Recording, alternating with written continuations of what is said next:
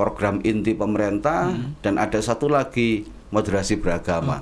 Yang intinya agar kita sebagai generasi muda mampu merawat kebinekaan, merawat keberagamaan gitu. Lah monggo adik-adik mungkin yang dari Lombok, luar Jawa ya Pak ya. Luar Jawa membuat komunitas terus kerjasama dengan alumni tadi itu menentukan di daerah mana yang bisa ditempati, mungkin di daerah 3T ya, 3T. Terdepan, terluar, terisolasi mungkin ya.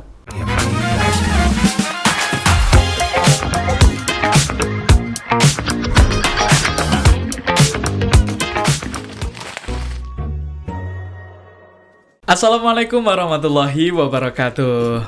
Halo sahabat kampus semuanya, jumpa lagi bersama saya Raihan Mujid Asyabani.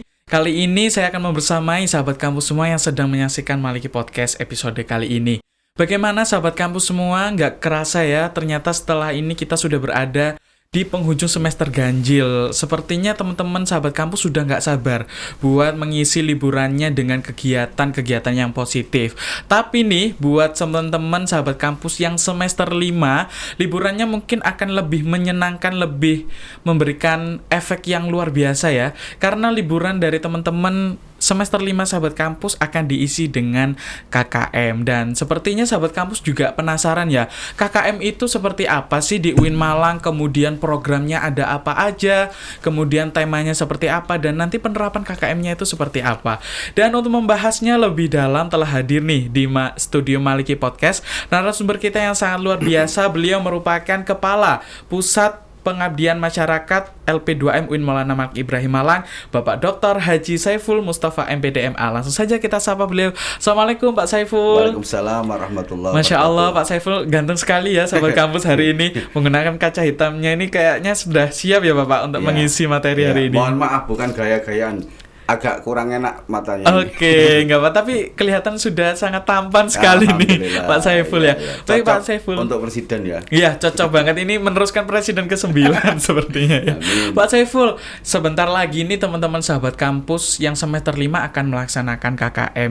Mungkin bisa disampaikan Bapak bagaimana persiapan dari Pusat Pengabdian Masyarakat untuk kegiatan KKM ini, temanya itu apa aja? Apakah sama seperti tahun kemarin ada moderasi beragama ya Pak ya? Dan pencegahan stunting, apakah sama Bapak? Silakan Pak Saiful. Baik, bismillahirrahmanirrahim. Assalamualaikum warahmatullahi wabarakatuh. Waalaikumsalam warahmatullahi Bismillah, alhamdulillah, wa syukurillah, wa la hawla wa la quwata illa billah, amma ba'du. Alhamdulillah, hari ini kita bersua lagi via podcast Maliki Malang.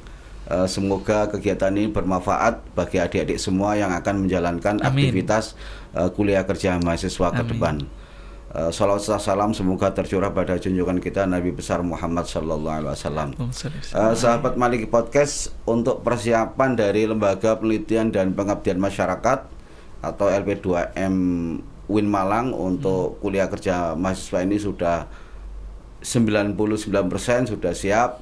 Mulai dari tempat, kemudian kegiatannya sampai pembekalannya. Bahkan kemarin kita sudah ketemu dengan Bapak Camat di Wakir, dengan beberapa kepala desa untuk mengundang ketika pembekalan nanti. Ya, Pak. Intinya persiapan 99% sudah siap, insya Allah. Sudah siap ya Pak ya. Berarti tinggal pelaksanaannya aja tinggal ya Pak. Pelaksanaannya saja. Tentunya KKM ini kan memiliki tujuan ya Bapak. Kira-kira tujuan KKM selain menjalankan Tridharma Perguruan Tinggi Pengabdian Masyarakat, kira-kira apa sih Pak tujuan KKM ini sendiri? Tujuan intinya adalah mengabdi ya, mengabdi untuk negeri ini, apalagi hari ini hari pahlawan ya. 10 November, jadi pengabdian kita, perjuangan kita ya mengabdi. Kita kan tidak melawan penjajah, hanya mengisi pengabdian ini dengan sebaik-baiknya dan bisa dimanfaatkan oleh masyarakat dengan seluas-luasnya. Itu yang pertama. Yang kedua, mendukung program pemerintah, terutama dari pencegahan stunting, parenting, dan kemiskinan ekstrim. Ini program inti pemerintah dan ada satu lagi moderasi beragama. Yang intinya agar kita sebagai generasi muda mampu merawat kebinekaan, merawat keberagamaan gitu. Berarti itu tujuan utama. Tujuan kedua, agar adik-adik bisa berlatih, bermasyarakat, dan insya Allah dia akan mengambil banyak hikmah dari pengabdian ini. Baik, berarti kami sebagai mahasiswa ini tidak hanya mungkin ada istilah kuliah pulang ya Pak ya, tapi juga ada impact kepada masyarakat sekitar, salah satunya juga melalui KKM. Nah, kalau KKM sendiri Bapak kan sepertinya banyak ya Bapak jenis-jenisnya. Ada, kalau yang saya baca di guideline tuh ada yang reguler, ada yang mandiri, bahkan juga internasional. Mungkin bisa disampaikan Bapak kepada sahabat kampus kira-kira perbedaannya atau mekanismenya itu seperti apa sih Bapak? Memang jenisnya ada beberapa jenis ya. Yang pertama adalah tematik ya. Itu sesuai tema di masyarakat masing-masing. Kemudian kolaborasi internasional dan pengabdian lain dalam bentuk MBKM biasanya. Lah tematik ini dibagi dua. Kemarin tematik ini hanya reguler. Untuk tahun ini kita tambahi dengan mandiri integrasi. Gimana itu Pak mandiri integrasi itu? Ini skema baru yang kita untuk memperluas jangkauan dari adik-adik. Mandiri integrasi itu adalah adik-adik harus membuat kelompok sendiri, minimal 5 sampai 10 ya. Kemudian menentukan DPL sendiri siapa yang cocok dan diusahakan dari DPL dari tempat di mana kegiatan itu dilaksanakan biar lebih familiar. Ya. Kemudian yang ketiga syaratnya adalah kelompok tadi itu membuat proposal, ya. Berarti di proposal itu sudah ada deal-dealan atau sudah ada mukodima dengan mitra yang akan diajak untuk kegiatan itu. Ya. Dan mitra sasaran ini sangat luas sekali, ya.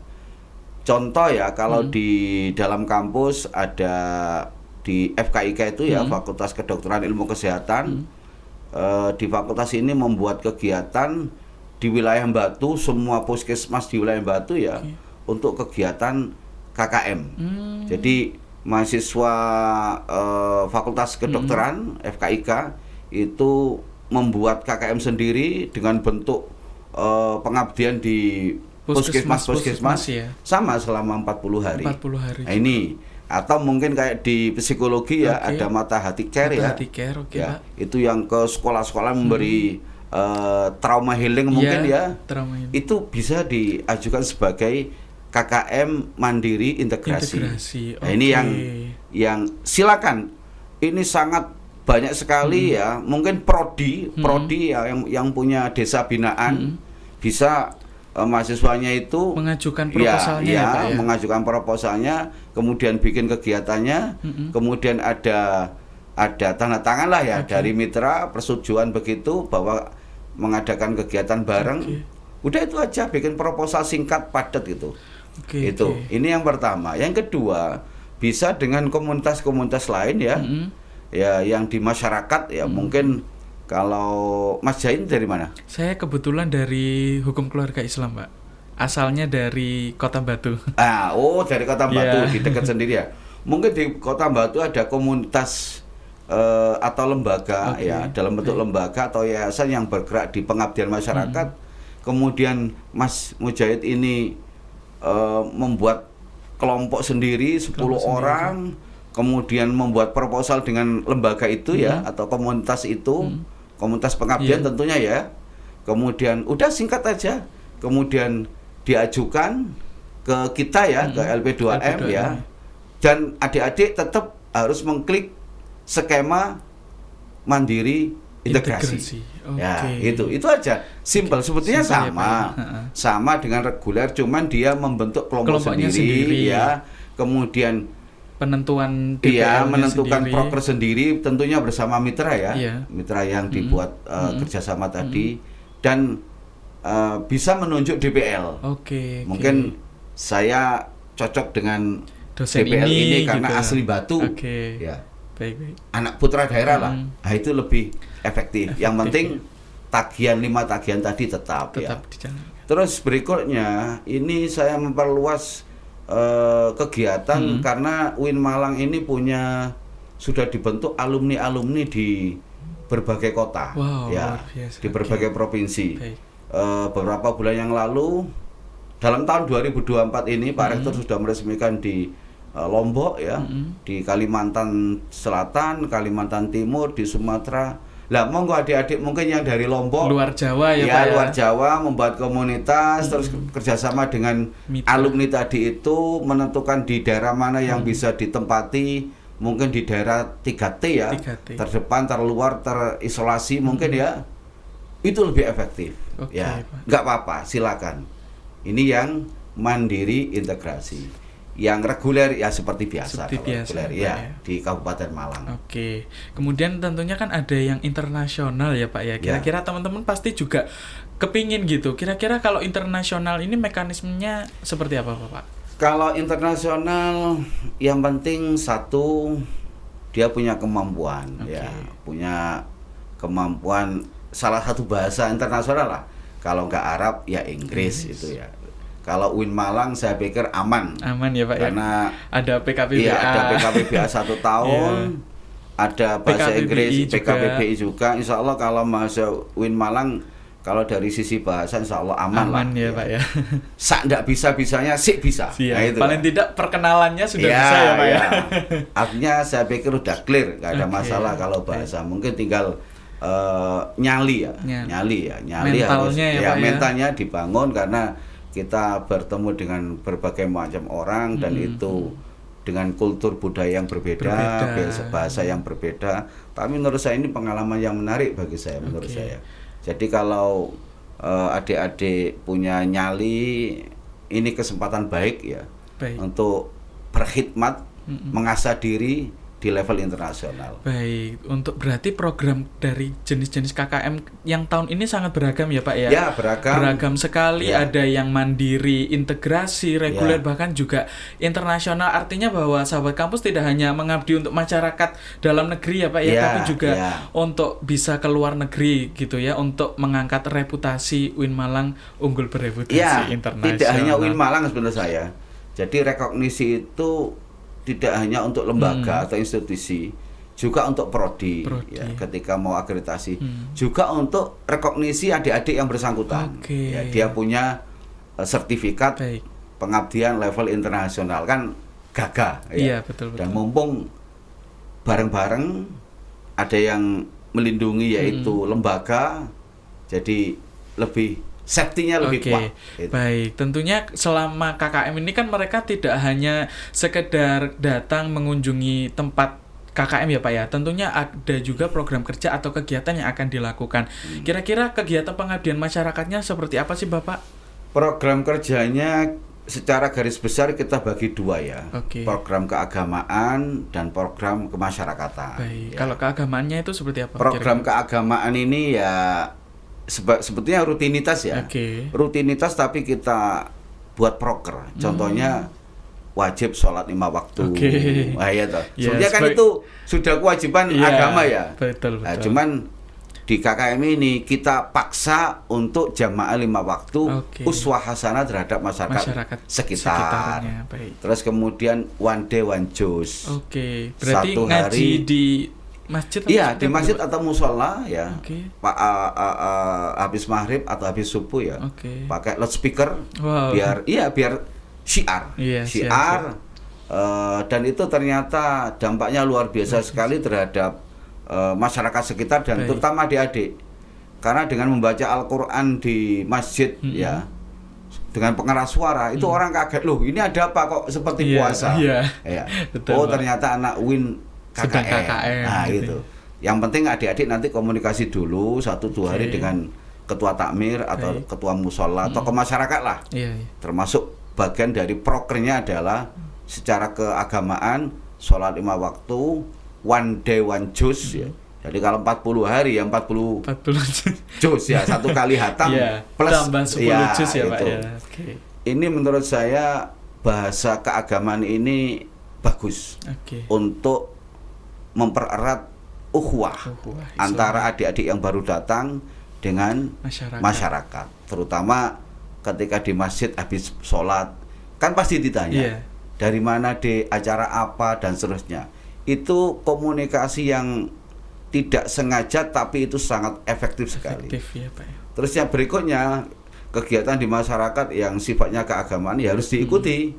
Mungkin ada manaqib, tahlil, istighosah, majelis taklim, TPQ ya. Ini yang keagamaan. Yang kemasyarakatan itu ya siang ya, itu biasanya berada di balai desa, ya.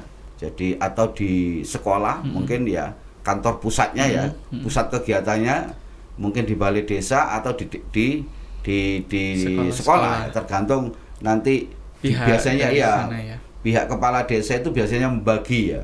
Ya biasanya koordinasi awal itu berapa orang di desa, berapa orang di sekolah, berapa orang kegiatan ini dan itu. Itu biasanya kepala desa membaginya. Dan itu saya pikir tidak mengganggu ya, karena yang keagamaan kan sore ya sama malam ya. Siangnya fokus ke masyarakat, fokus sosial ke masyarakat ya. Dan itu biasanya di situ ada program desa yang perlu dilaksanakan bareng-bareng bersama adik-adik. Berarti teman-teman ini terbagi ya menjadi dua, ada kegiatan keagamaan dan masyarakatnya ya Pak. Yang masyarakatnya tentu membantu program kerja ataupun kegiatan-kegiatan yang ada di desa. Terutama berhubungan dengan stunting, parenting, kemiskinan ekstrim, dan moderasi beragama. Karena itu adalah ruhnya pemerintah saat ini. Baik. Tentunya semoga program itu bisa dijalankan ya sahabat kampus semua dengan baik. Dan tentunya sebelum menjalankan KKM itu kan pasti ada pembekalan ya Pak. Kira-kira pembekalannya nanti itu seperti apa? Apakah seluruh mahasiswa yang mengikuti KKM mengikuti pembekalan atau seperti apa Bapak? Untuk skemanya pembekalan kita rubah ya, karena pertama aulanya tidak muat, ya hanya 900 ya, kemudian pesertanya hampir 4.000 biasanya ya.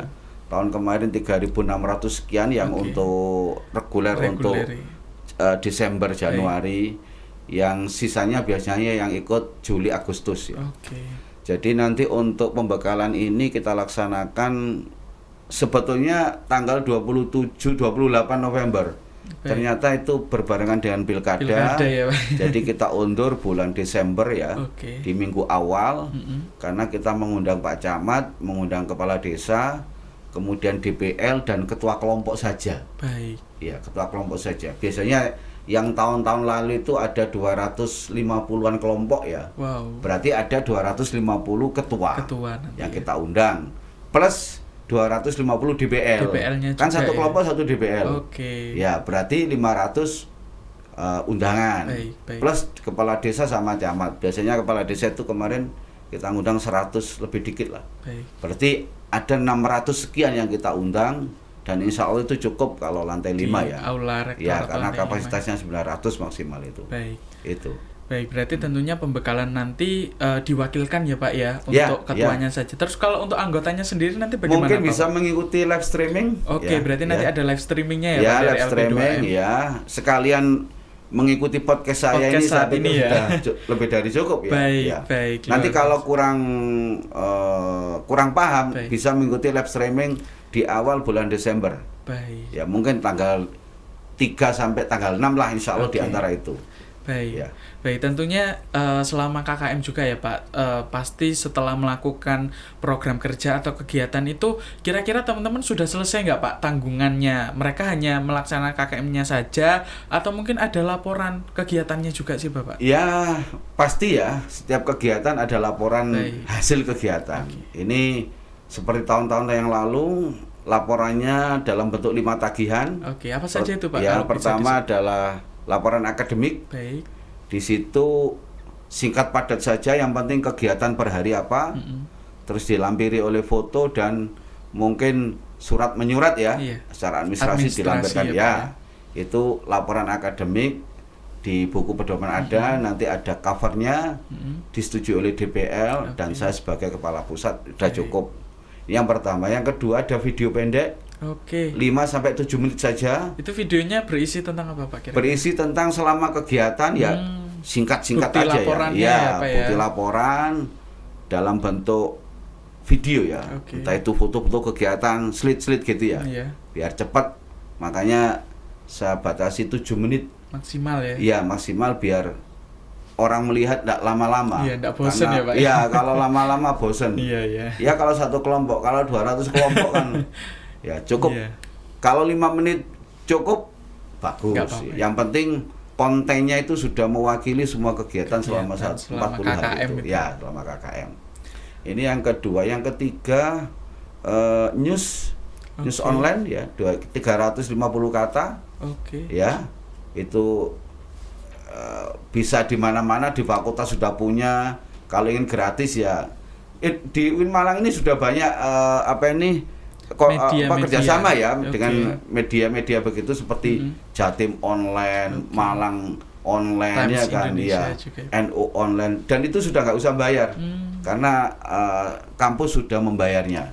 Ya. Sudah ada kerjasama. Sudah ada MOU, tinggal nanti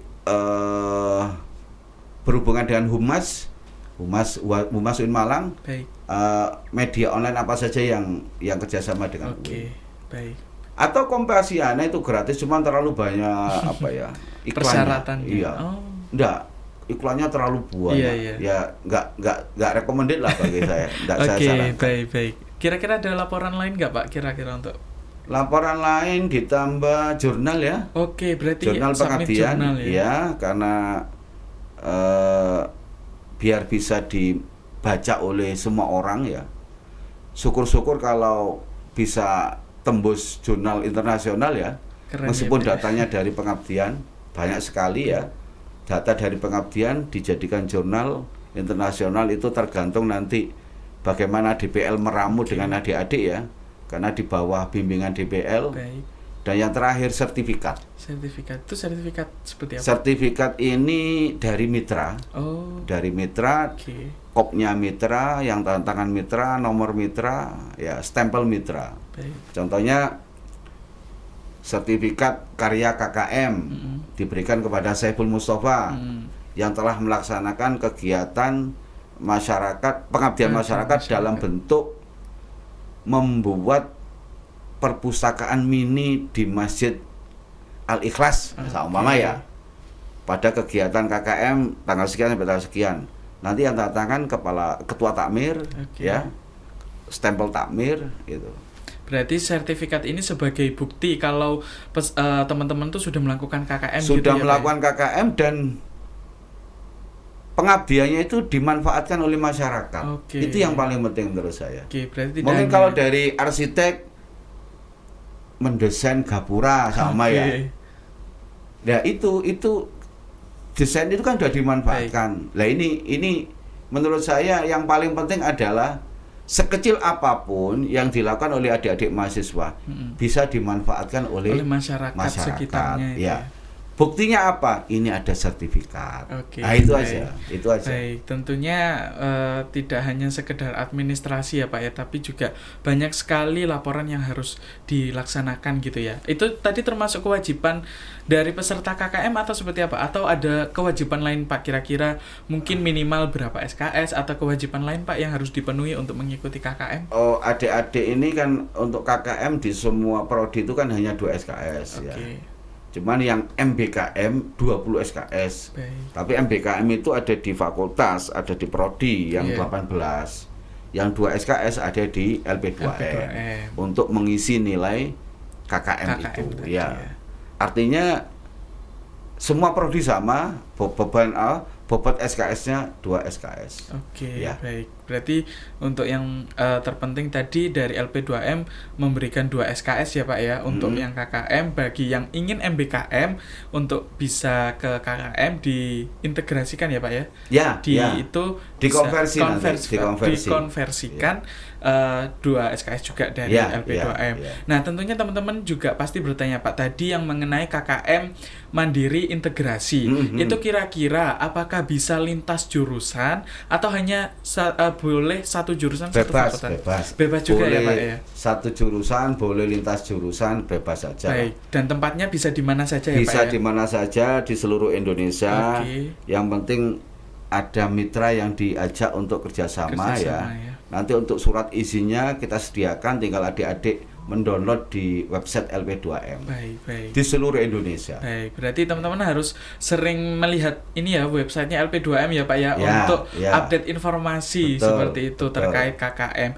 Dan untuk KKM regulernya sendiri Pak, apakah ada tempat-tempat khusus gitu atau wilayah khusus untuk pelaksanaan KKM-nya sendiri Pak? Untuk sementara ini yang reguler belum keluar Malang ya, karena kita baru dikasih hibah tanah dari Pak Bupati ya. 12,7 hektar yang di Turen itu.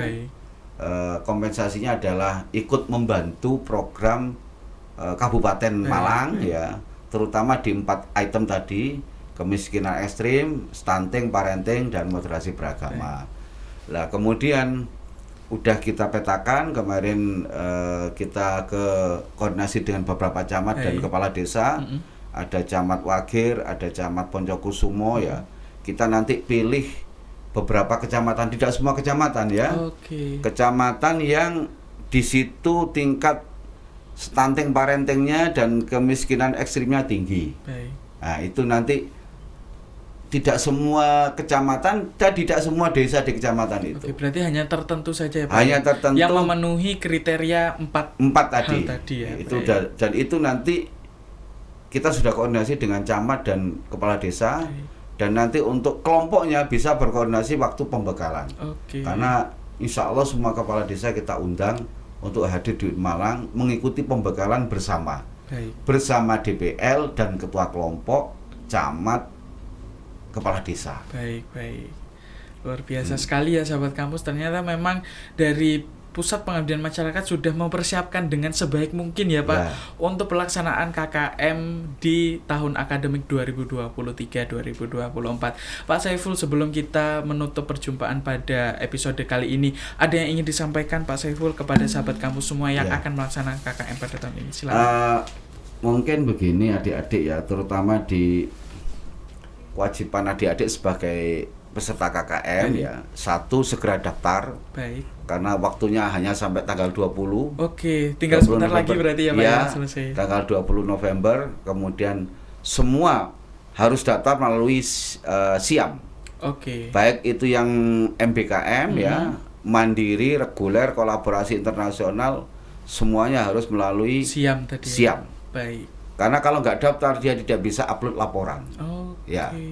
Dan ini pendaftarannya sampai tanggal 20 November. Ya. Segera saja.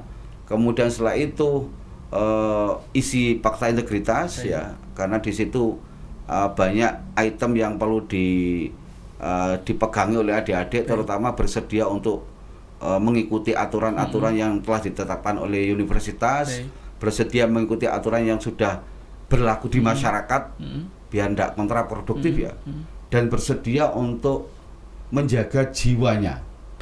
Ya, karena ini rawan ya, karena hampir 4.000 mahasiswa dan hampir semuanya bawa motor. Jadi satu harus mematuhi kendaraan, mematuhi berkendara ya. Lalu lintas mulai dari helm, kemudian pengaman-pengaman lainnya STNK ya, dan seterusnya. Kemudian jangan lupa baca doa. Berangkat baca doa, pulang baca doa biar diselamatkan oleh Allah. Ya. Jangan lupa doa itu, bismillahirrahmanirrahim, Allah, la haula wala quwata illa billahil azim. Terus naik kendaraan, subhanallazi sakhkhara lana hadza wa ma kunna lahu muqrinin wa inna ila rabbina lamunqalibun. Ini jangan lupa. Kemudian setelah itu setelah menjalankan kegiatan itu, jangan lupa di fakta integritas itu juga mengisi kesediaan untuk tidak mandi di pantai, tidak panjat tebing, pokoknya yang membahayakan dirinya lah. Ya. Karena saya sebagai kepala pusat pengabdian ini bertanggung jawab ya Pak. Bertanggung jawab penuh dan selalu 40 hari ini hati ini selalu berdoa. Iya, ketar-ketir, berdoa terus. Ya. Berdoa terus. Alhamdulillah tahun lalu aman, yang 2 tahun lalu yang ada kecelakaan ya, Pak, ya, itu yang sampai patah itu, naudzubillah min dzalik ya. Dan hari kemarin ada informasi yang mahasiswa dari Pontianak terseret ombak itu. Lah kayak gitu-gitu dihindari. Adik-adik mohon jangan mandi di laut. Kalaulah itu ada refreshing ke pantai, sekedar di pantai. Apalagi yang nggak bisa berenang, jangan coba-coba mendekat laut. Baik. Ya, itu ya. Baik. Ada lagi Bapak kira-kira kewajiban lain yang harus mungkin yang MBKM ya, terutama adik-adik yang melaksanakan kegiatan pengabdian di bentuk lain ya. Baik. Monggo silakan, yang penting tetap daftar di SIAM. Baik. Kemudian selesaikan 5 tagihan, 5 laporan tadi ya, laporan akademik, news, video pendek, jurnal, artikel, sama sertifikat. Baik. Sudah, itu aja.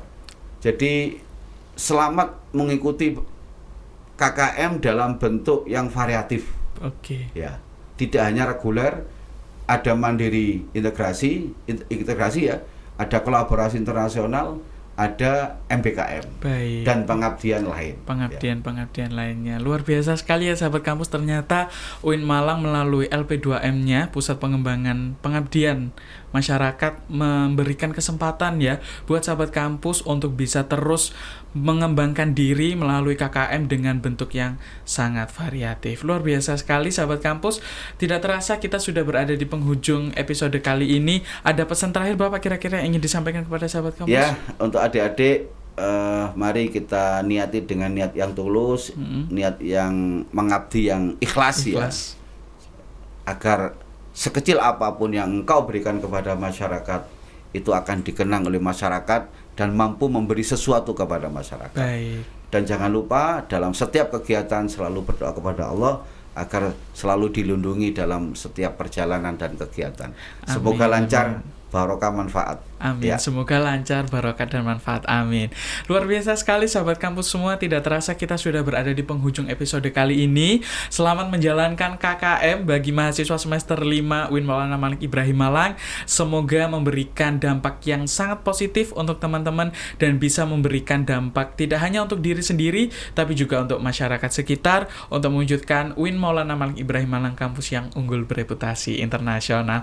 Akhir kata, saya Raihan Mujid Asyabani dan Pak Saiful selaku pemateri mohon pamit undur diri. Jangan lupa like, komen, dan subscribe channel YouTube UIN Maulana Malik Ibrahim Malang dan nantikan episode-episode menarik yang lainnya. Akhir kata, saya pamit undur diri. Sampai jumpa di episode lainnya dan wassalamualaikum warahmatullahi wabarakatuh. Waalaikumsalam Sampai jumpa. warahmatullahi wabarakatuh.